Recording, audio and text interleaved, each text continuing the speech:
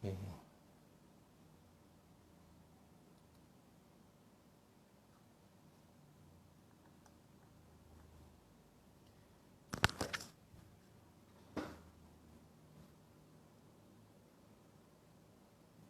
Ya, shalom Bapak Ibu, saudara sekalian yang dikasihi Tuhan Yesus. Puji Tuhan, kita sudah di acara kita, talk show. Hari ini kita akan berbincang dengan Profesor Wimpi. Ya, beliau adalah pakar kesehatan. Oke, kita menunggu untuk Profesor masuk. Oke, Pak. Oke. Selamat Halo, malam Profesor. Suaranya bisa didengar dengan jelas? Gimana, Prof? Suaranya jelas? Cek, bisa didengar suaranya dengan baik. Coba kita dulu. Selamat malam. Malam, Prof. Bisa didengar dengan jelas, Prof, suara saya? Ya, selamat malam. Ya, puji Tuhan. Bisa dengar ya? Baik. Ya, saya jelas banget dengar suara Profesor ya. Dengar ya. Oke. Sudah Sambil makan menunggu. Sudah makan. Oke. Prof, sambil menunggu pemirsa dan jemaat, sedikit ada pengumuman dulu buat yang baru masuk nih, buat jemaat. Ya, silakan. Menginformasikan bahwa Bapak Ibu dan Saudara sekalian, hari ini kita coba yang kedua untuk bisa live juga di Facebook. Jadi Bapak Ibu selain di Instagram, ini juga bisa ditonton di Facebook Live, di Facebook GBI Sungai Yordan. Ya, ini yang kedua, tapi kemarin udah pernah coba tapi nggak diumumin karena masih uji coba. Dan sekarang udah dijalanin, udah bisa begitu. Cuman mungkin lebih delay daripada langsung daripada di handphone. Begitu. Jadi Bapak Ibu, malam ini kita bersama dengan Profesor Dr. Wimpi Pangkahila, SPAND atau Andrologi. Ya. Baik Prof, sebelum kita mulai, karena udah banyak juga yang nonton, kita berdoa terlebih dahulu. Baik. Bapak yang kami sembah di dalam nama Tuhan Yesus, terima kasih Tuhan buat hari ini, untuk kesempatan kami, untuk kami boleh menjadi berkat Tuhan, terutama saya dengan Profesor untuk berbagi, sharing Tuhan, apa yang menjadi kehendak-Mu Tuhan bagi setiap kami, khususnya sebagai manusia, untuk menjaga tubuh kami tetap sehat, dan menjaga bait Roh Kudus-Mu ini Tuhan, untuk kemuliaan nama-Mu. Karena itu Tuhan, biarlah pembahasan-pembahasan kami semuanya Tuhan campur tangan, Tuhan yang sempurnakan, dan biarlah Tuhan yang membuat semuanya boleh lancar. Baik itu koneksi, sinyal, maupun semua jemaat bisa mendengarkan dengan baik, tanpa gangguan dan bisa mendapatkan berkat. Dan kami rindu Tuhan, biar ini semua hanya untuk memuliakan nama-Mu saja. Di dalam nama Tuhan Yesus, kami sudah berdoa ucap syukur. Haleluya. Amin. Baik Profesor, sebelum kita mulai, mungkin kita bisa kenalan dulu nih, ya. Karena banyak yang belum kenal Profesor ini, karena saya cuma bawa info, Profesor ini adalah guru besar dari Universitas Udayana, ya. Kemudian juga penulis buku, ya, 5 buku bestseller di Indonesia, dan juga udah menggeluti bidang medis, ya, termasuk mendapatkan wacana dari Presiden Republik Indonesia. Nah, mungkin itu sih yang dari saya. Mungkin Profesor bisa menambahkan, memperkenalkan diri dulu. Silakan, Prof. Ya, pertama mungkin kita ucapkan selamat merayakan kenaikan Yesus kepada teman-teman Kristiani, lalu kepada teman-teman Muslim, kita ucapkan selamat menunaikan ibadah puasa. Tentu selamat berbuka puasa, sudah berlangsung. Iya, betul. Jadi tadi sudah diperkenalkan saya guru besar di Fakultas Kedokteran Universitas Udayana. Apalagi ya, buku tadi 5 buku itu mengenai anti-aging medicine. Lalu selebihnya sekitar 20-an ya, sampai lupa saya jumlahnya. mengenai Banyak kan lupa. seksualitas. Jadi baik yang sebagai kontributor di Amerika maupun di dalam negeri juga. Jadi selebihnya barangkali yang penting saya sebagai pemrakarsa pendirian program pasca sarjana kekhususan anti-aging medicine yang pertama di dunia gitu. Itu diadakan di Universitas Udayana di Bali. Ya. Saya kira cukup itu. Ya. Iya. Oke, Prof. Terima kasih buat kenalannya nih, Prof. Nah, Profesor memberikan tema untuk kita tetap muda dan sehat. Waktu itu saya cuma minta secara medis bagaimana kita tetap sehat. Tapi Profesor memberikan topik yang menarik, bagaimana tetap muda, istilahnya awet muda ya, Prof ya. Di tengah-tengah masa pandemik ini kan krisis, semuanya diisolasi di rumah nih, Prof. Ya mungkin Profesor dari segi medis ada tips baik itu menjaga kesehatan dari corona dan juga bagaimana tetap khususnya ibu-ibu kali ya anti aging gitu, Prof. Ya, anti aging medicine bukan hanya untuk ibu-ibu. Oh gitu ya. Prof ya. Untuk bapak-bapak juga, pria juga gitu ya. Kayaknya Profesor juga banget nih. Nah, jadi konsepnya begini sebetulnya. Gimana supaya kita tetap sehat, apalagi dalam kondisi seperti sekarang itu. Kalau kita tidak sehat, maka salah satu efeknya adalah cepat tua gitu. Cepat tua. Ya, oleh karena itu di masyarakat kita dengan mudah bisa membandingkan dua orang yang usianya sama, ya, tapi ternyata yang satu tampak lebih tua dari yang lain. Gitu. Iya. Itu dengan mudah. Saya sering merhatikan kalau saya pergi kemana gitu ya, di apa katakanlah di mall gitu misalnya jalan. Gitu ya. Saya sering merhatikan loh, orang ini kok penampilannya kok begini gitu ya. Lalu ternyata usianya masih muda. Atau yang lebih jelas itu pasien-pasien saya, seringkali saya ini kan bandingkan, ini usianya sama, yang satu tampak jauh lebih tua, yang satu lebih tampak muda, lebih muda gitu ya. Nah termasuk pada masa pandemi ini ketika orang stay home gitu ya, work from home ya. Nah work from home tentu menimbulkan masalah bagi kita. Karena kita ini kan makhluk sosial sebetulnya. Makhluk sosial berarti berkomunikasi dengan orang lain gitu ya. Ada kesibukan ya. Tapi dalam kondisi begini ya tentu kita harus mengikuti anjuran pemerintah pasti. Ya, oleh karena kalau tidak maka tentu kita bersalah ikut bersalah. Ya, ikut bersalah tidak memenuhi anjuran pemerintah. Tapi apa yang bisa kita lakukan dalam kondisi seperti ini? Ya ada beberapa tips sebetulnya. Ya terapkan pola hidup sehat sebetulnya. Pola hidup sehat itu apa? Ya yang pertama olahraga teratur. Bisa nggak melakukan olahraga teratur pada masa pandemi seperti ini? Bisa. Bisa dilakukan di rumah. Kalau bagi yang punya alat ya silakan dengan menggunakan apa namanya alatnya tentu, ya. Kan? Tapi paling sederhana sebetulnya jogging saja. Jogging setengah jam, ya seminggu 3-4 kali sudah cukup sebetulnya. Ya, gerakan lalu ditambah dengan gerakan stretching, ya, untuk relaksasi otot-otot dan tulang gitu. Itu yang pertama. Yang kedua, nutrisi harus cukup. Nah, nutrisi ini yang banyak orang yang barangkali belum, walaupun secara ekonomi mampu, tapi belum tentu nutrisinya itu sehat. Katakanlah begini, salah satu budaya Nusantara adalah kalau belum makan nasi itu belum makan. Iya, Prof, betul. Orang Jakarta juga gitu, Prof. Di Manado begitu, kalau belum makan nasi belum makan itu, gitu. Artinya, gitu. Padahal Prof, tadi sudah makan ya? Gitu. Kan belum makan nasi katanya gitu. Jadi karbohidrat harus dikurangi. Kalau itu tidak mudah memang, harus dilatih gitu ya, harus dilatih. Lalu kalau sudah makan nasi sedikit, ya jangan lagi ditambah kue-kue misalnya. Kue-kue karbohidrat juga sama gitu ya. Manis-manis itu harus dikurangi ya. Lalu protein harus cukup, ya lemak juga harus dikurangi. Nah itu dari segi gizi ya. Lalu tidur harus cukup.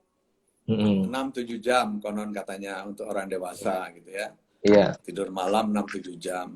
Olahraga tadi sudah, gizi. Lalu harus ada keseimbangan Keseimbangan antara ya. kesibukan dan relaksasi. Jadi kalau orang sibuk setiap hari, ya relaksasinya, ya istirahatnya harus cukup juga relaksasinya. Ya. Iya.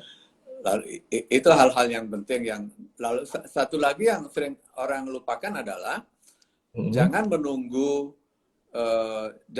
sampai timbul keluhan gitu, timbul masalah. Ya.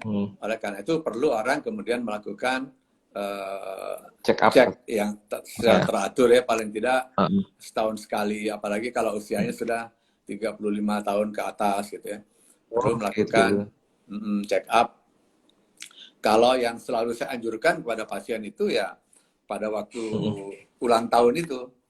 Jadi selalu diingat ya, setiap tahun dicek. Betul. Jadi kalau dari situ kemudian timbul sudah ada masalah, nah kita bisa dengan cepat akan memberikan pengobatan ya. Pengobatan. Ya, atau ya kalau terjadi masalah ya diberikan pengobatan gitu ya.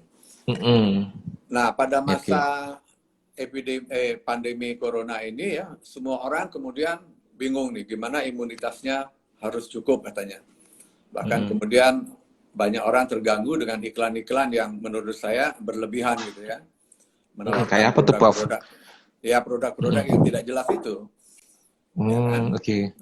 Minum ini, padahal buktinya tidak ada gitu ya. Tapi tentu saya setuju bahwa kita harus cukup gizi, tadi sudah saya sebutkan. Vitamin harus cukup ya. Vitamin itu kan bisa dari buah, bisa dari sayur. Ya. Betul. Nah, andai kata tidak ada ya terpaksa kita harus konsumsi dari luar. Katakanlah misalnya vitamin C kalau kekurangan ya berikan. Vitamin D misalnya diberikan. Nah, itu bisa dikonsultasikan kepada dokter berapa mili sih yang kita perlukan gitu. Iya. Ya. Nah, hal-hal begini itu kan harus diperhatikan. Lalu kaitannya, benar nggak sih? Banyak orang bertanya, benar nggak proses penuaan dapat diperlambat? Jawaban saya pasti bisa gitu kan. Oleh karena itu, jadi kalau proses penuaan bisa diperlambat, maka orang tidak cepat tua gitu ceritanya. Karena itu sekarang kita sebetulnya mengenal 2 jenis usia. Itu sudah saya tulis dengan jelas di beberapa buku saya itu. Ada 2 jenis usia, usia kronologis dan usia fisiologis ya. Usia kronologis itu dari kata kronos ya, bahasa Yunani, kronos tahun ya. Jadi usia kronologis, usia yang sesuai dengan akte kelahiran kita gitu. Kelahiran. Berapa tahun, tahun berapa ya, sekian tahun usia kronologisnya. Tapi dengan konsep anti-aging medicine, usia kronologis nggak penting lagi. Yang penting adalah usia fisiologis. Fisiologis ya. Usia fungsi organ tubuh kita. Jadi berapapun usia kronologis kita, kalau usia fisiologis masih bisa dipertahankan seperti pada usia muda, ya itulah sebetulnya usia fisiologis kita. Jadi kita tetap dapat produktif ya, tetap berkarya untuk orang lain, bagi banyak orang. Saya kira-kira seperti itu ya. Konsepnya gitu ya. Ada mau ditanyakan dulu atau saya lanjutkan? Iya, Prof. Kalau tadi Prof ceritakan soal bahwa ada yang usianya sama, terus kemudian yang satu kelihatan tua, satu kelihatan muda. Itu apakah termasuk kejiwaannya juga, Bu? Maksudnya, dia memang jiwanya jiwa tua, maksudnya agak konservatif, atau yang ini memang jiwanya jiwa muda gitu. Itu mempengaruhi. Konservatif atau tidak sebetulnya, menurut saya itu selain budaya, selain budaya juga dipengaruhi oleh faktor hormon. Faktor hormon itu, faktor hormon gitu. Jadi ketika orang mengalami kekurangan hormon, baik pria maupun perempuan, maka akan muncul berbagai gejala kejiwaan tadi. Kejiwaan. Nah, sebagai contoh misalnya pada perempuan, perempuan yang mengalami gangguan hormon, katakanlah perempuan yang menopause misalnya. Jadi pada menopause itu kan memang hormon-hormonnya turun. Kan itu perempuan menopause seringkali mengeluh dia, sedih gitu ya. tidak semangat hidup lagi, begitu kan? Sering perasaannya, moodnya berubah-ubah ya. Kadang-kadang senang, kadang-kadang sedih, kadang-kadang susah tidur, begitu ya. Nah itu dipengaruhi oleh faktor hormon. Faktor hormon. Jadi di situ itulah pentingnya kemudian orang memeriksa sejauh mana pengaruh kondisi hormon dia pada usia segitu. Tadi kebetulan saya terima pasien seorang pemuda 31 tahun. Oh, cowok dia, Pak. Dok, pemuda ya? 31. Coba. Sudah punya istri, dia mengalami masalah ketika saya periksa hormon testosteronnya rendah sekali. Jadi hormon testosteron dia ya. Nah, karena itu berbagai masalah muncul pada orang ini. Nggak semangat kerja, sering sedih gitu ya. Energinya berkurang gitu. Nah, seperti itu. Kalau dia dikembalikan lagi dengan pengobatan, ya tentu akan kembali lagi dia sesuai maskulin dengan usia dia itu gitu ya. Nah, gitu. Ya. Oke. Nah, Prof, untuk yang hormon-hormon tadi buat ibu-ibu yang menopause dengan ada udah mengeluh, sedih, nggak ada semangat hidup. Nah, itu perlu ada pengobatan atau secara alami perlu makan apa gitu, Prof? Nah, kalau tergantung ya, kalau sudah menopause berarti beberapa hormonnya sudah turun tuh. Kalau boleh saya sebut secara medis ya, ada estrogen, progesteron, testosteronnya udah pasti turun gitu. Itu semua ya. Kalau dalam konsep anti-aging medicine, ibu yang seperti ini ya perlu mendapatkan pengobatan gitu. Pengobatan ya. Nah, pengobatan hormon tentu diperiksa dulu. Dia memenuhi syarat nggak untuk menerima pengobatan ini. Nah, kalau memenuhi syarat ya kita berikan. Itu saya punya data banyak bagaimana seorang ibu yang sudah menopause ya, ketika setelah mendapatkan pengobatan maka kualitas hidupnya jadi bagus kembali dia. Jadi bagus kembali ya. Dia bisa bekerja seperti biasa, bisa berkarya bagi banyak orang, bagi sesama gitu. Oh, itu pada umumnya begitu ya, Prof ya? Maksudnya buat wanita yang menopause itu kalau misalnya dia nih punya mental yang kuat, punya semangat hidup yang kuat, walaupun udah menopause, itu berarti hormonnya juga mempengaruhi ya, masih ada gitu. Ya, mungkin lebih tinggi dia dibandingkan dengan perempuan lain yang kondisinya tidak seperti itu. Oh, itu bukan hanya perempuan, ya pria juga seperti itu. Ya. Kalau pria gimana tuh, Prof? Pada pria kita kenal namanya andropause gitu ya. Andropause ya. Andropause gitu ya. Jadi sama sebetulnya, kondisinya sama. Nah, kalau pada pria lebih ini lagi sebetulnya. Ya. Yang dengan mudah bisa dilihat komposisi tubuh gitu ya. Komposisi tubuhnya tubuh. Ya. Nah, terutama timbunan lemak di perut misalnya. Lalu payudaranya membesar. Ya. Beberapa pria itu kan payudaranya besar tuh. Gitu. Jadi kalau pria payudaranya besar jangan bangga gitu. Itu hampir pasti ada masalah hormon di situ. Kalau gemuk gimana, Prof? Kan gemuk juga payudaranya besar nih. Oh iya, makanya. Nah, gemuk itu jangan dianggap enteng loh, obesitas itu. Ya, kalau gemuk apalagi pria dengan payudara besar gitu, ya itu hampir pasti ada ketidakseimbangan hormon di situ. Oh, ada gitu. Ya, di daerah perut, lalu daerah payudara pada pria ya. Nah, itu hampir pasti ada masalah hormon. Jadi harus diperiksa dengan jelas gitu ya. Nah, banyak orang yang selalu menganggap kalau kegemukan itu pasti karena kebanyakan makan. Nggak selalu. Nggak selalu ya, Pak? Nggak selalu. Memang kebanyakan makan bisa menimbulkan obesitas, gemuk ya. Tapi jangan dibalik. Bukan berarti semua kegemukan itu karena kelebihan makan. Belum tentu. Oh, iya betul. Ya.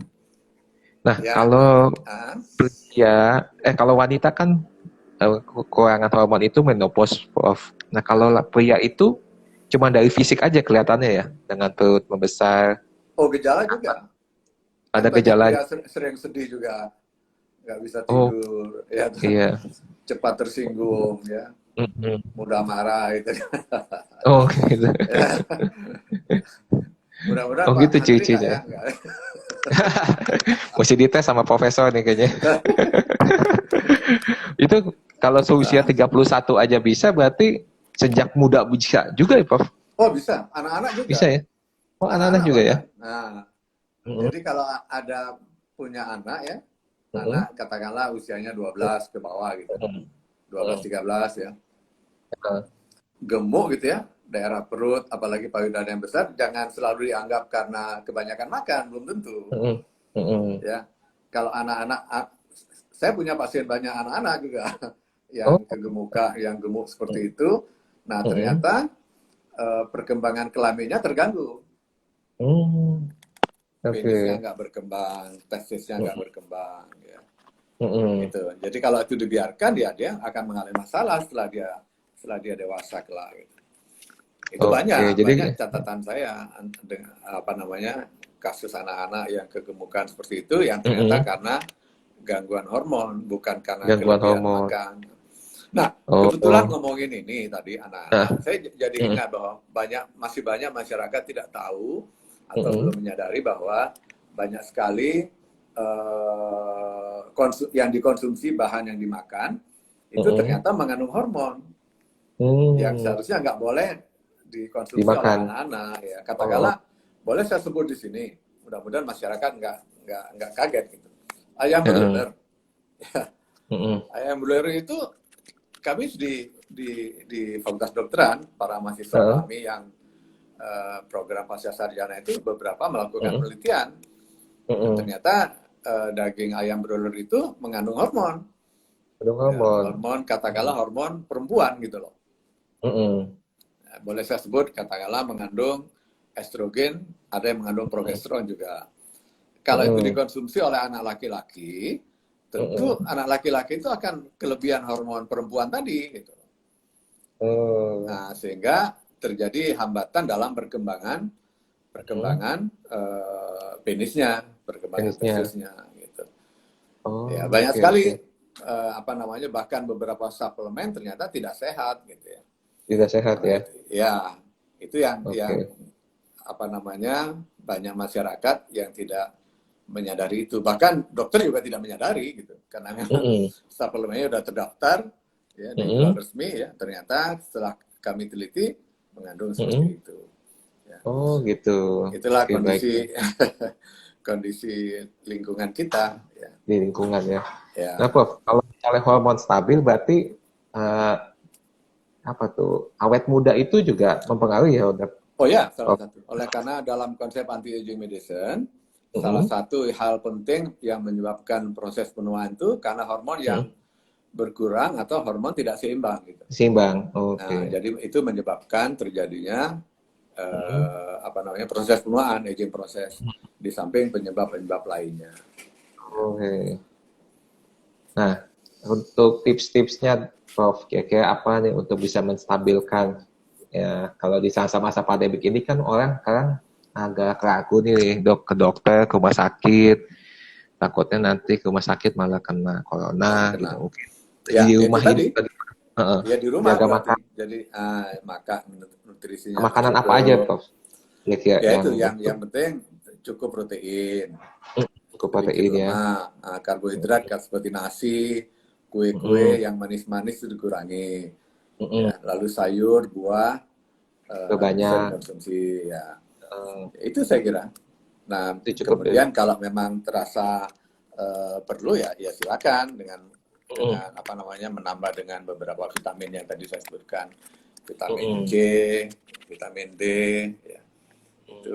Itu bisa karena memang pengaruhnya bagus ya. Nah, saya kira seperti itu ya. Nah, begitu kalau secara psikologis, Prof. Nah, kan faktor psikologis juga membuat kita gampang stres, jangan gampang khawatir. Bahkan kan firman Tuhan untuk bicara supaya kita jangan khawatir. Ya, kalau orang khawatir kan banyak mikir, tambah stres, hormonnya juga terganggu, makin tambah tua juga kan, Prof. Ya, itu tadi harus ada keseimbangan antara kesibukan dan relaksasi. Ya, kita harus belajar mengatasi stres. Mengatasi stres ya. Ya, mengatasi stres. Katakanlah pada masa sekarang ini banyak sekali ya orang mengalami stres. Ya, saya beberapa hari belakangan sedih gitu ya. Sedih untung nggak sampai menyebabkan saya stres gitu. Sedih karena itu ada orang yang datang ke saya apa namanya di PHK, Oh ya iya ya, beras saya lihat di. ya berasnya tinggal 1 cangkir, saya sedih itu, ya. Bahkan saya meneteskan air mata gitu ya. Tapi saya pikir ya saya berbuat sesuatu. Nah, dengan berbuat sesuatu maka stres saya hilang. Ya. Saya bisa membantu orang walaupun mungkin tidak berarti gitu ya. Nah, kira-kira seperti itu gimana kita bisa mengatasi stres. Tapi memang harus kita akui tidak mudah gitu kan. Ya, tidak mudah. Katakanlah orang yang apa namanya, dia nggak tahu lagi mau makan apa sekarang. Hari ini saya mau makan apa? Ya tentu ya tidak mudah ya, tidak mudah mengatasi stres seperti itu. Ya, kecuali kalau ada orang yang membantu. Jadi ya memang bagi orang yang masih bisa mengatasi stres, ya syukurlah, ya bersyukurlah kepada yang di atas gitu. Nah tapi teman-teman yang tidak bisa mengatasi stres, nah itu yang perlu bantuan kita barangkali ya. Kita yang masih apa namanya masih lebih mampu barangkali kita bisa membantu gitu ya. Nah, saya kira seperti itu ya. Tapi yang pasti bagaimana caranya kita mengatasi stres itu. Salah satu adalah menyalurkan hobi kita kalau kita punya. Apa hobinya? Semua orang punya hobi mungkin ya. Ada yang hobi nyanyi, hobi masak gitu. Nah, hobi masak itu repot ya. Hobinya masak, makan terus. Nah, itu dia, Pak. Jadi gemuk juga. Saya punya hobi menulis. Nah, itu bagi saya syukurlah gitu kan. Iya, bisa ya ketika saya mengalami kejenuhan karena ya apa namanya kondisi begini ya saya nulis aja gitu. Yang lain hobinya beda juga. Ya, iya. ada mahasiswa saya yang bisa melukis ya silakan melukis. Iya, main piano, biola ya, Prof. Nah, yang main biola ya. Ya, yang penting ya hal-hal positif yang bisa kita kerjakan gitu ya. Oke. Nah, Prof, tadi Profesor kan juga nyebut bahwa Profesor juga bidang keilmuannya adalah seksologi nih. Ya. Bagaimana dengan hal itu yang terkait dengan tetap sehat, tetap muda gitu, Prof? Ya. Mungkin ada tips buat pasangan muda atau pasangan muda. Background awal saya memang di seksologi dan andrologi. Ya, pada waktu itu belum ada yang memulai gitu. Jadi saya suka memulai sesuatu yang belum ada gitu. Wih, mantap. Pionir. Tahun kemudian sekarang karena anti aging sedang tren di dunia ya kita masuk situ. Nah, seksologi tentu semua orang kayaknya memerlukan informasi mengenai seksualitas itu. Karena pada akhirnya orang akan disadari atau tidak, pasti orang akan melakukan aktivitas seksual dengan pasangannya gitu. Nah, masalahnya sekarang aktivitas seksual yang dilakukan itu apakah kemudian menyenangkan atau tidak gitu kan. Nah, kalau tidak tentu menimbulkan masalah lain lagi, stres lagi. Nah, berbahagialah orang yang kemudian bisa apa namanya mengendalikan dorongan seksualnya dengan aktivitas lain. Nah, bersyukurlah orang yang seperti ini sehingga tidak mengalami tidak terganggu kalau kehidupan seksualnya kurang menyenangkan misalnya seperti itu. Barangkali kalau kita bicara topik seksualitas perlu topik tersendiri itu ya. Topik sendiri ya, panjang ya. Pak Andri nggak bingung nanti. Oh, mungkin nanti kalau jemaat sama pemirsa mau tahu, nanti kita lanjutkan ya, Prof. Di sesi-sesi berikutnya. Nah, Prof, ada pertanyaan Prof, dari penonton kita.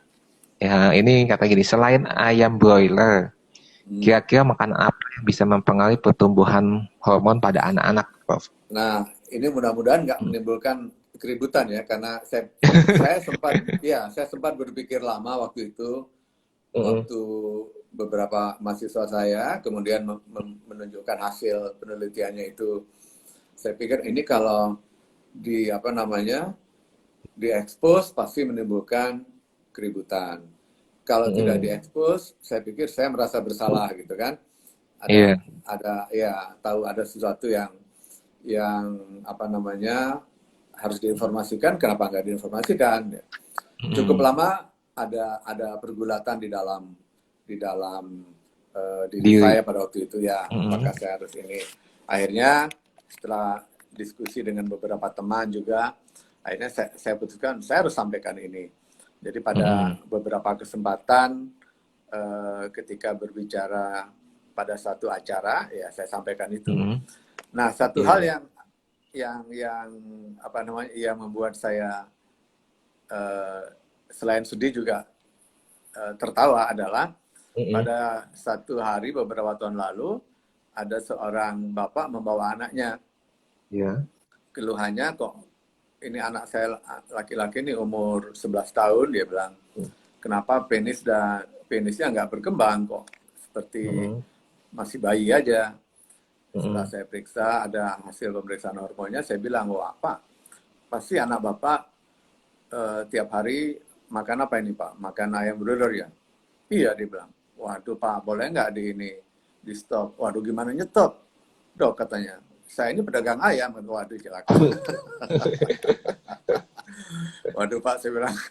Akhirnya di luar dugaan saya, si Bapak itu setelah saya berikan pengobatan dan berhasil, si Bapak itu mengatakan ke saya sudah berhenti pelihara ayam dan dagang ayam. Loh, Bapak kerja apa sekarang? Ya, saya cari yang lain. Pasti berhasil juga, dia bilang. Saya bilang, ya, saya nggak tahu itu positif atau negatif ya. Satu lagi tadi Pak Handri tanya, apalagi ini saya sampaikan yang sesuai hasil penelitian yang sudah dilakukan saja. Ya, susu formula. Susu formula ya? Ya, ternyata beberapa susu formula itu yang sudah kami teliti, kalau tidak salah itu ada, saya nggak ingat pasti, kalau nggak salah 5 merek itu. Ternyata dari kelimanya itu mengandung hormon juga. Ya, oleh karena itu anaknya jadi gemuk gitu kan. Jadi yang diiklankan itu kan kalau anaknya pengen gemuk minum ini begitu kan, memang gemuk karena ada hormon itu gitu ya. Nah, tapi salah satu pengaruhnya adalah ke itu perkembangan organ kelaminnya. Kalau anak laki-laki nggak berkembang, kalau anak perempuan payudaranya cepat tumbuh. Jadi cepat menstruasi ya, Prof? Ya, atau cepat gitu tumbuh, ya? cepat menstruasi juga gitu. Saya nggak tahu gimana mengatasi ini, oleh karena untuk menyadarkan masyarakat juga, ya tapi harus kita lakukan lah, menyadarkan masyarakat. Ya. Betul. Nah, seperti itu. Ya, dari segi penjualan produk ya saya nyerah deh gitu kan. Gitu. Ya apa yang harus saya lakukan gitu kan. Gitu. Gitu ya, Bro. Kalau menyebutkan produk ada beberapa lagi sih, tapi saya kira ya udah itu aja cukup ya. Susu formula baik yang cair atau bubuk ya? Ya itu yang sudah kita lakukan penelitian, susu formula itu dalam bentuk serbuk ya. Serbuk ya. Itu ada datanya. Bahkan salah satu perusahaan yang memproduksi kemudian menemui saya. Ya, dia meminta hasil penelitiannya, boleh nggak? Saya bilang boleh aja. Saya bilang saya tidak ada apa namanya tujuan apa-apa. Ini hanya secara ilmiah saja saya lakukan seperti itu. Oke. Nah, Prof, kembali kalau misalnya kita bicara anti-aging nih, Prof. Nanti sebenarnya anti-aging itu bukan nunggu nanti udah usia tengah baru kita mempersiapkan, sebenarnya dari sejak muda ya, Prof ya. Oh, kalau dari beberapa penelitian itu perubahan itu, proses penuaan sudah terjadi pada usia muda sebetulnya. Pada usia 25 sampai 35 itu sudah mulai terjadi. Proses penuaan. 25 sampai 35. Ya, walaupun dari luar tidak tampak gitu. Tapi kalau diperiksa, katakanlah misalnya hormonnya diperiksa, bisa dilihat sudah terjadi penurunan sejauh mana misalnya. Ya. Seperti itu. Kalau untuk pemeriksaan hormon itu datang ke spesialis kayak Prof, andrologi? Oh, kalau pemeriksaan hormon di laboratorium tentu. Tapi pengantar dari dokter yang mengerti. Ya. Tidak tiba-tiba datang ke lab minta periksa. Wah, enggak. Harus ke dokter dulu, nanti dokter yang menentukan sesuai dengan kondisi setiap orang kan tidak sama ya. Nah, si ibu A atau bapak A misalnya kondisinya begini, hormon apa saja yang perlu diperiksa. Nah, nanti dokter memberikan pengantar, perlu periksa ini. Lalu si ibu B kondisinya begini, hormon ini yang perlu diperiksa seperti itu ya. Jadi begitu hasil dapat akan apa namanya cepat diketahui ada masalah di sini ya, sehingga tidak terlalu terlambat nanti. Itu ke spesialis andrologi kayak profesor juga ya? Ya tidak harus sih. Saya sudah menghasilkan ratusan sebetulnya mahasiswa lulusan anti-aging medicine dari Fakultas Kedokteran Universitas Udayana. Mereka tentu sudah mengerti juga gitu kan ya, apa yang harus diperiksa gitu. Nah kalau di Jakarta Prof mungkin ada rekomendasi mungkin siapa tahu jemaat ada ke dokter spesialis apa deh Prof kalau nggak anti kalau itu. Ya itu saya katakan tadi beberapa alumni dari sini di Jakarta ada. Jadi alumni kami sudah menyebar di banyak provinsi, mulai dari Sumatera Utara sampai ke Papua sudah ada tuh. Papua. Alumni kami ya, mestinya mereka juga mengerti. Jakarta juga banyak gitu kan. Ya. Banyak ya. Ke spesialis andrologi juga bisa, oleh karena di spesialis andrologi itu ada konsultan yang memang membawahi di bidang seksologi dan anti-aging medicine seperti itu. Nah, Prof, kalau ngelihat waktu di IG Prof atau di Facebook Prof, bahwa Prof juga ada istilahnya apa ya, agak kesel dengan orang-orang yang sok pinter kasih tahu hal-hal yang padahal bukan dokter, gitu kan Prof ya. Memang kan sekarang banyak nih Prof. Ada yang bilang katanya nih dari Cina makan begini menghindari corona. Ada yang ini makan ini buat menghindari corona. Yang benar yang mana kita kan nggak tahu nih Prof. Makanya mungkin dari segi medis atau mungkin dokter kayak profesor dia bisa mana yang benar sih Prof gitu. Musik kayak gimana gitu. Kesel boleh kan? Iya boleh Prof, saya juga bingung. Kadang entah kunyit lah, entah temulawak lah, kan bingung Prof. Nah, banyak orang tidak tahu bahwa di program studi kami itu ya, sudah banyak penelitian mengenai herbal. Banyak sekali. Ya. Sampai kemarin itu saya masih menguji yang bahan herbal juga gitu. Tapi selalu saya katakan ini baru penelitian awal. Jangan langsung disebutkan ini sudah berkhasiat, pasti berkhasiat pada manusia. Apalagi bisa menyembuhkan COVID-19 gitu kan. Ya. Nah, seperti itu yang masyarakat mesti sadar bahwa kalau ini kita bicara herbal sekarang. Produk herbal itu walaupun sudah ada nomor registrasi BPOM, itu bukan berarti sudah diakui khasiatnya seperti itu, bukan gitu. Nomor registrasi ya registrasi bahwa itu legal gitu, bukan ilegal. Terdaftar ya. Ya, terdaftar. Sama dengan suplemen itu juga seperti itu. Legal kalau sudah ada nomor BPOM-nya. Kalau nggak ada berarti ilegal gitu ya. Itu saja sebetulnya. Nah, sekarang diperlukan campur tangan tenaga ahli di bidang masing-masing gitu. Ya. Yang biarkan mereka yang melakukan penelitian. Kalau belum dilakukan pada manusia, yang dilakukan yang namanya uji klinis gitu. Uji klinis artinya penelitian yang dilakukan pada manusia itu tidak mudah. Tidak dalam waktu sebulan terus muncul hasilnya. Nggak seperti itu gitu ya kan. Iya. Ya. Nah, kebetulan saya punya pengalaman melakukan uji klinis terhadap beberapa produk herbal ya. Ternyata sebagian besar itu dicampur dengan bahan obat keras gitu. Nah, itu yang menyebabkan saya cukup sedih gitu. Ngapain harus menipu masyarakat dengan campuran. Bahkan ada beberapa pasien saya tuh mengalami masalah sampai nggak bisa jalan karena tulangnya keropos. Tulangnya keropos karena sekian tahun dia meminum jamu yang ternyata dicampur dengan bahan yang kita sebut biasa prednison gitu ya. Prednison itu semacam obat keras sebetulnya. Yang kalau diminum berlama-lama bisa menimbulkan keropos tulang dan sebagainya. Oh. Ya begitulah kira-kira. Nah, Prof, ini ada pertanyaan. Nah, mungkin bagi jemaat yang mau bertanya, boleh ketik aja di komen. Nanti bila masih ada waktu, kita bisa baca pertanyaan dan jawab. Nah, ini ada pertanyaan nih, Prof. Bagaimana sekarang saat ini membedakan produk-produk anti-aging, Prof? Kan sudah begitu banyak, bahkan juga yang dijual secara online. Mana sih yang cocok, kebutuhan kira-kira ada tips atau hal-hal apa yang perlu kita cermati, Prof, supaya jangan sampai salah pilih, gitu. Nah, masalah besar yang kita hadapi sebagai bangsa adalah ya, terlalu tidak ada batasan produk yang dijual online itu.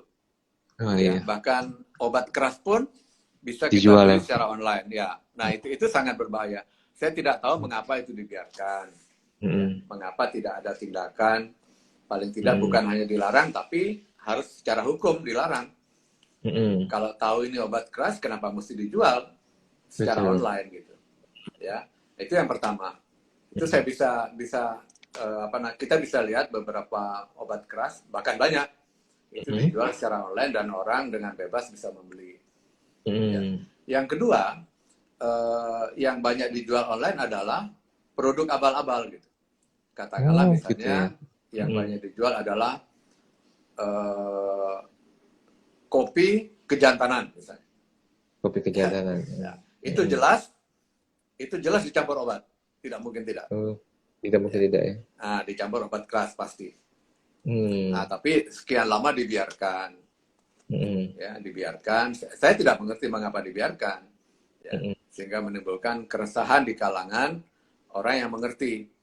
Yang tidak mengerti ya fine-fine aja. Dia pikir memang dijual resmi gitu. Padahal kalau untuk menindak gampang sekali mestinya. Ya kan? Tinggal buka online nomor itu, tangkap aja sebetulnya.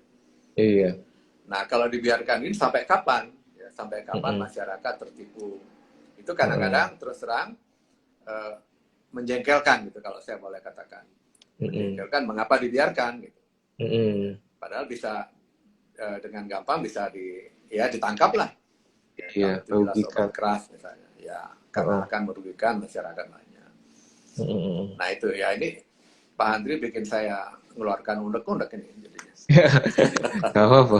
Soalnya berarti kita mesti waspada juga kan sekarang, Prof. Jadi jangan sembarangan beli, mesti konsultasi ke dokter dulu kalau mau beli atau makan obat, begitu. Ya gitulah saya kira. Iya. Nah, Prof, mau tanya tadi kan Prof bilang ada usia itu dibagi dua, usia kronologis dan usia fisiologis. Ya. Kalau kronologis kan bisa tahu dari akte lahir. Tahu dia. Nah, untuk fisiologis ini, Dok, Prof, gimana kita mengetahui apa ini saya usia 50. Nah, usia fisiologis saya 60 kan? Ya, sebetulnya gini. Kita katakanlah gini. Secara kasar sebetulnya, ingat nggak dulu waktu kita berusia 30 misalnya. Ingat nggak gitu misalnya. Lari setengah jam, oke aja tuh. Nggak merasa sesak napas, nggak merasa apa. Kok sekarang nggak bisa ya? Nah, berarti usia fisiologis dia sudah tidak seperti dulu gitu. Seperti dulu lagi. Nah, itu kasarnya seperti itu. Nah, dulu simpelnya ya. Nah, simpelnya gitu ya. Kalau ingin tahu usia kita nih fisiologisnya masih seperti dulu nggak gitu ya. Katakanlah misalnya dulu kalau kita naik tangga di rumah, saya rumahnya 3 lantai nih, sampai ke lantai 3 biasa-biasa aja tuh. Sekarang kok sudah ngos-ngosan ya gitu. Berarti sudah berubah dia, nggak seperti dulu lagi. Gitu. Jadi kalau orang usianya sekarang katakanlah 50, tapi dia dengan tenang masih bisa berjalan santai sampai ke lantai 3 di rumahnya yang seperti dulu. Nah, berarti usia fisiologis dia masih seperti dulu. Seperti dulu. Gitu ya. Kalau sekarang pada usia dia 60, 50, dia masih bisa jogging setengah jam dengan tanpa hambatan, masih seperti dulu ya. Berarti secara kasar usia fisiologis dia masih seperti dulu gitu. Kira-kira seperti gitu dulu. Gitu ya. Tapi Oh, tentu untuk oke. detailnya harus diperiksa ya secara kedokteran. Mm-mm. Gitu. Ya. Ya, lebih baik kita konsultasi dulu ya dok ya. Ya, ya secara kasar seperti apa gitu kan. Heeh, biar lebih detail ya. Oke, oke bro.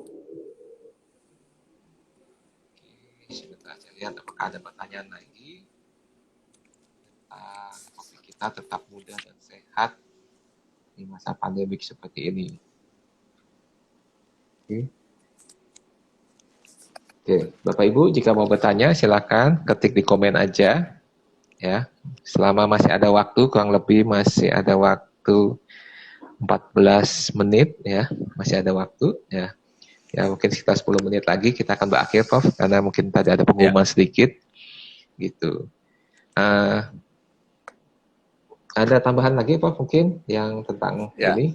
Jadi intinya seperti itu. Jadi yang ingin saya sampaikan ke publik sebetulnya Mm-mm. terapkan pola hidup sehat itu.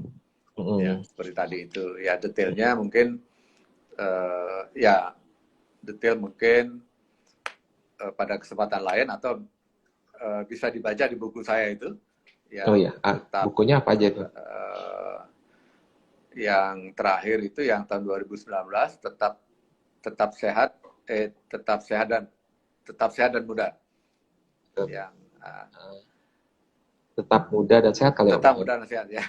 Oke, Warnanya pink itu. warna pink ya. Itu yang buku terbaru 2019. Sebelumnya ada tetap muda sehat dan berkualitas Muda, itu yang sehat, tahun dan berkualitas. 2017 ya. Mm-mm. Itu juga bisa dibaca saya kira.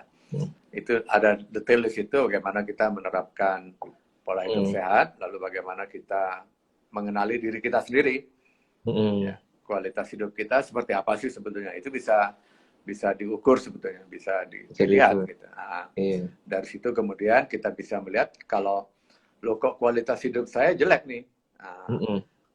mungkin selanjutnya harus konsultasi ke dokter, kok saya begini nih, gitu kan. Mm-mm. Nanti dokter akan melihat ada masalah di mana, di situ yang diberikan pengobatan sebelum terlambat jauh gitu ya. Saya kira itu yang penting. Lalu itu tadi ya berhati-hati dengan apa yang kita konsumsi. Ya, tadi hati-hati kalau ragu-ragu ya ditanyakan kepada tenaga ahli gitu ya. Dan satu lagi kalau boleh saya sarankan jangan membeli, ya mungkin agak ekstrim nih. Jangan membeli produk obat yang dijual online. Yang dijual online ya? Ya, online ya. Obat ya, obat online. Maksudnya online yang nggak jelas ya, Prof ya? Yang nggak jelas itu. Ya. Kalau kalau misalnya. obat mestinya nggak boleh. Obat keras kan nggak boleh seharusnya dijual online. Ya. Tapi ternyata di online kita bisa menemukan itu. Itu yang saya katakan tadi, mengapa tidak ada tindakan gitu ya. Sebelum semakin banyak orang menjadi korban. Saya kira itu. Yang lain tadi sudah saya sampaikan itu ya. Jadi kembali kepada masa pandemi ini, ketika kita stay home, tetap jangan lupa, walaupun stay home, lakukan olahraga teratur, aktivitas harus tetap jalan ya. Jadi aktivitas fisik dan mental juga harus tetap jalan sesuai dengan bidang apa yang bisa kita kerjakan, sesuai bidang kemampuan kita masing-masing gitu kan ya. Tetap bisa dikerjakan walaupun dari rumah gitu. Paling tidak komunikasi dengan teman kan tetap jalan ya. Iya, secara online ya Prof. Ya. Jadi bisa kita tetap jalan supaya kehidupan sosial kita tetap berlangsung sebagai makhluk sosial. Kita makhluk sosial ya. Jadi, iya Prof, betul. Seperti itu ya. Jadi, betul. Kalau stres nggak mudah ya Prof. Ya, tapi bisa kita belajar mengatasi stres bisa. Ya, antara lain saya katakan tadi, hobi kita apa sih? Hobi. Setiap orang punya hobi, salurkan hobinya itu. Asal hobinya positif gitu ya. Iya. Jangan yang nipu-nipu itu. Kalau hobinya ketemu orang gimana nih Prof? Ya ketemu online. Online ya. Ketemu online. Oke Prof. Oke, bukunya bisa boleh dibaca ya. Cuma ada penonton dan juga ada pesan-pesan dari profesor untuk ngecek selalu kualitas hidup kita, hati-hati dengan apa yang kita konsumsi, jangan membeli obat secara online karena belum terbukti, apalagi obat-obat keras, dan juga untuk menjaga kesehatan harus tetap olahraga ya Prof ya. Ya, usahakan olahraga di rumah bisa, ya paling tidak itu jogging ya atau jalan cepat itu kan bisa dengan alat juga di atas alat ya. Itu antara lain yang perlu dilakukan sehari-hari. Gitu. Jangan sampai di rumah kerjanya makan terus ya repot lagi nanti. Makan tidur. Ya. Ngomong by the way Prof, di Bali kelihatannya jumlah pasien COVID nggak banyak ya Prof ya? Ya lumayan banyak lah. Yang mengkhawatirkan kan yang itu, yang datang dari luar itu. Dari luar Bali ya. Anak buah kapal misalnya itu yang mengkhawatirkan. Jadi kalau tidak tidak diawasi betul, diperiksa betul, takutnya di situ ada masalah mereka membawa itu. Gitu. Tapi mudah-mudahan lah, dimanapun lah, bukan hanya di Bali, saya kira di seluruh negeri, mudah-mudahan ini cepat berlalu. Betul. Ya, walaupun perlu upaya luar biasa dari masyarakat. Jadi kalau masyarakat sendiri tidak mematuhi aturan pemerintah, ya untuk menggunakan masker, misalnya untuk physical distancing, ya itu kan akan berakibat buruk juga. Saya sedih tadi Pak Andri ngomong begitu, saya jadi ingat tadi. Saya menyaksikan video tadi, ada seorang yang melawan polisi. Mau berkelahi dengan polisi gara-gara dia dihentikan naik mobil karena mobilnya berisi banyak orang gitu. Ya. Jadi malah dia mau berkelahi dengan polisi. Saya kira itu sebuah peristiwa yang seharusnya tidak boleh terjadi karena gimana pun polisi kan sedang bertugas menjalankan tugas negara untuk menertibkan masyarakat ya agar tidak terjadi penularan COVID lebih luas lagi ya. Saya kira apa yang dianjurkan sebagai peraturan dari pemerintah saya kira sudah benar itu. Bahwa hindari kerumunan. Betul. Ya, physical distancing, pakai masker gitu ya. Ya. Malah ada yang menantang lagi, ngapain harus pakai masker katanya gitu. Kalau saya sakit kan urusan saya. Oh iya, kalau urusan kamu sendiri yang mati nggak apa-apa. Kalau kamu menulari orang lain itu kan risiko gitu ya. Jadi Prof. Ya silakan. Jadi memang kita tetap harus jaga kesehatan nih Prof. Nah ada pertanyaan nih Prof. Tentang waktunya tinggal sedikit.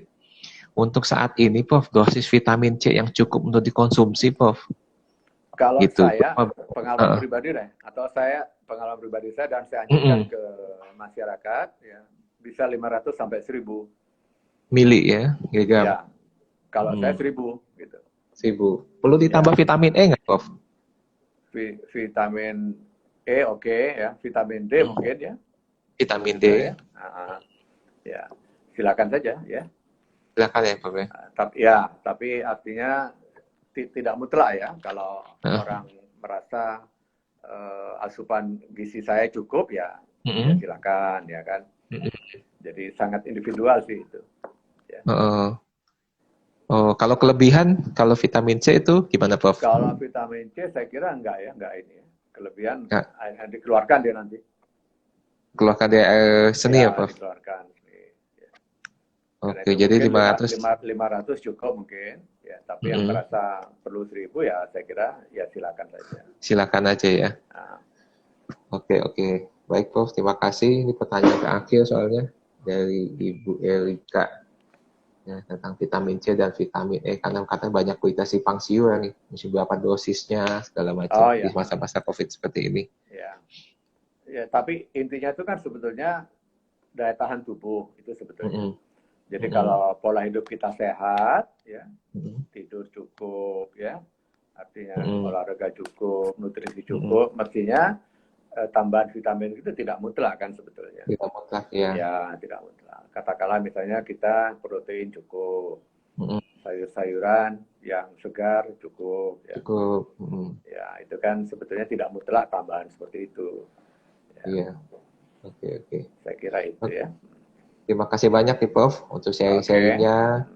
Ya, karena waktunya sudah tinggal 5 menit lagi. Saya mau mengucapkan dulu terima kasih buat Profesor yang dari Bali sudah mau berbagi kita, baik yang di Jakarta maupun yang ada di mana aja. Sudah datang ke Jakarta ya? Sudah datang ke Jakarta. Nah, kapan-kapan ke Jakarta boleh kontak-kontak Prof. Kita ketemu, kita bisa bersua, ikut belajar sama Profesor. Gitu. Baik, pemirsa jemaat yang dikasih Tuhan Yesus, terima kasih sudah mengikuti live ini bersama Profesor Dr. Wimpi Pakahela, spesialis andrologi dari Universitas Udayana. Terima kasih buat waktunya. Profesor, sekali lagi saya mengucapkan terima kasih. Sampai ketemu di lain kesempatan. Tuhan memberkati. Dan para jemaat dan pemirsa, saya mengungkapkan sedikit untuk para jemaat GBI Sumirdan bahwa untuk ibadah minggu kita dilakukan secara online masih, karena di Jakarta PSBB masih diperpanjang sampai tanggal 4 Juni. Ya, 4 Juni. Jadi, kita akan tetap mengadakan ibadah online tanggal 24 Mei ini, jam 8 pagi, perdana akan bisa disaksikan dengan pembicara dari Pastor James Mendova. Itu. Nah, untuk jemaat yang berdagang, gitu ya, dari kita komunitas home, kita ada buka wacana untuk mendata, mengkatalog semua dagangan jemaat. Sehingga kalau ada jemaat yang mau mencari bahan makanan, tambahan, cemilan, segala macam, itu bisa dapat dengan mudah. Ya. Ini kita gunakan media Instagram, sehingga tidak menghabiskan banyak memori handphone. Jadi bagi jemaat yang mau mendaftarkan dagangannya, karena sekarang kan kita perlu kreatif. Ada yang dagang kue, dagang makanan, akhirnya karena mungkin ada penghasilan berkurang, mesti dirumahkan. Nah, kami membantu untuk mempromosikan dan mengkatalogkan. Puji Tuhan, baru dibuka 2 hari, sampai 12-13 dagangan yang mau masuk. Oh, bagus. Ya, jadi tinggal dilihat, tinggal di scroll aja, mau makan apa, mau beli apa, buat apa, mau stok makanan. Nah, gitu ya, bisa di IG. Dan kemudian untuk Home Fresh Talk Show minggu depan belum bisa diumumin dulu siapa narasumbernya karena ini spesial. Jadi saudara nantikan aja, nanti ikuti Instagram GBI Sumirdan ini, ikuti juga di Facebook, nanti akan diumumkan ya. Kita akan mendengarkan hal-hal yang luar biasa yang menguatkan iman dan membuat kita tetap muda dan sehat gitu ya. Secara kejiwaan ya Prof. Kali itu terima kasih sekali lagi Profesor buat waktunya. Ya, terima kasih sama-sama ya. Kalau gitu saya akan akhiri dalam doa Prof ya. Baik Bapak Ibu saudara sekalian, kita tutup dalam doa. Bapak yang kami sembah di dalam nama Tuhan Yesus, terima kasih untuk waktu yang singkat ini untuk kami berbincang, untuk kami boleh tetap sehat di dalam kondisi pandemik COVID-19 ini Tuhan. Kami ucap syukur untuk Profesor Dr. Wimpi Pakahela, spesialis andrologi dari Bali Tuhan, yang dengan sangat rendah hati mau berbagi kepada kami untuk memberikan tips-tips, untuk memberikan kami keterangan yang baik dari secara medis Tuhan. Bagaimana kami bisa tetap sehat dan juga tetap muda di kehidupan yang Tuhan percayakan kepada kami. Biarlah kami boleh terus menjaga kehidupan kami Tuhan, seperti yang Kau kehendaki, yang Kau mau maui. Kau berkati terus Tuhan, Profesor, dimanapun beliau berada. Biar Kau memberkati keluarga Profesor, memberkati pekerjaan Profesor, memberkati Tuhan apa yang dikerjakan Profesor, sehingga bermanfaat bagi nusa dan bangsa ini, bermanfaat bagi banyak orang. Dan biarlah lewat Profesor, nama Tuhan Yesus dimuliakan. Terima kasih Tuhan, Kau juga berkati jemaat-Mu, bisa penonton dimanapun mereka berada, dalam kondisi mereka, biarlah mereka tetap dalam perlindungan, dalam kasih setia Tuhan, dalam perhatian Tuhan. Dan kami ucapkan segala syukur kami ke dalam nama Tuhan kami Yesus Kristus. Kami berdoa dan mengucap syukur. Haleluya. Amin. Terima kasih Profesor. Selamat terima kasih. malam. Selamat malam semua teman-teman. Tuhan Yesus memberkati. Ya, terima kasih. Baik, Bapak Ibu, sampai jumpa lagi di talk show Home Fresh home minggu depan. Tuhan Yesus memberkati.